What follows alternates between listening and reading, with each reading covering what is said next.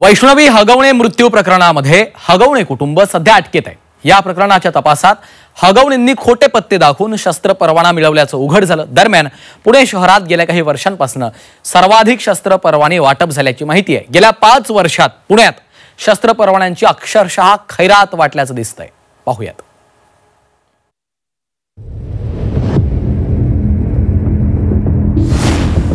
पुण्यातली पिस्तूलबाजी पुन्हा चर्चेत। पुणे शहरात 2021 ते 23 मध्ये सर्वाधिक शस्त्र परवान्यांचं वाटप। अमिताभ गुप्तांच्या कारकिर्दीत परवान्यांची खैरात। वैष्णवीच्या आत्महत्या प्रकरणी हगवणे कुटुंब सध्या जेलची हवा खाते।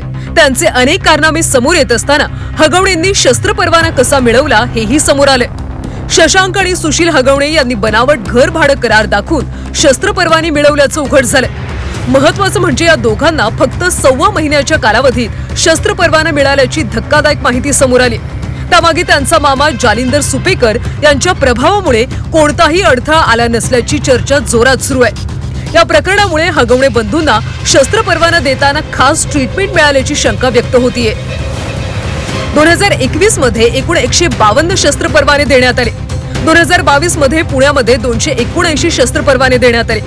2023 मध्ये 186 शस्त्र परवाने देण्यात आले तर 42 रद्द करण्यात आले। 2024 मध्ये 23 शस्त्र परवाने देण्यात आले तर 111 शस्त्र परवाने रद्द करण्यात आले। गेल्या 5 वर्षात पुण्यात अगदी शस्त्र परवान्यांची खैरात वाटल्याचं दिसतंय। शस्त्र परवान्यासाठी पोलीस आयुक्तांची अंतिम सही असते।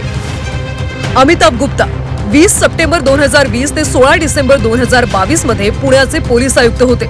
रितेश कुमार 18 डिसेंबर 2022 ते 31 जानेवारी 2024 या दरम्यान पुण्याचे पोलीस आयुक्त होते।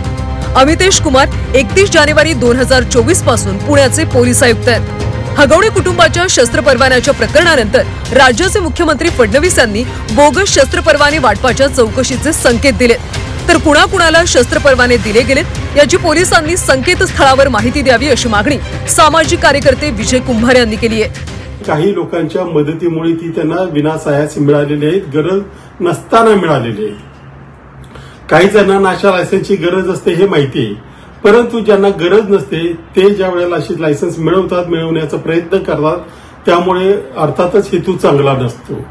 म्हणूनच अशी लायसन्स जर नको त्या लोकांना दिली गेली हे उघडकीस यावं आणि कुठलाही गुन्हा घडण्यापूर्वी उघडकीस यावं असं जर वाटत असेल तर या सगळ्याची माहिती ही लोकांना असणं गरजेचं आहे आणि नियमाप्रमाणे सुद्धा ती संकेतस्थळावर टाकणं गरजेचं आहे।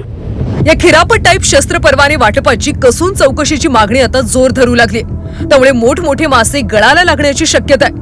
हगवणे कुटुंबानं बनावट पत्ते दाखवून शस्त्र परवाने मिळवले, त्यानंतर ही सगळी घटना घडली। आता पुण्यातल्या शस्त्र परवान्यांची खैरात थांबवण्यासाठी गृह विभाग काय पावलं उचलणार हे पाहणं महत्त्वाचं आहे। चंद्रकांत फुंदे, झी 24 तास, पुणे।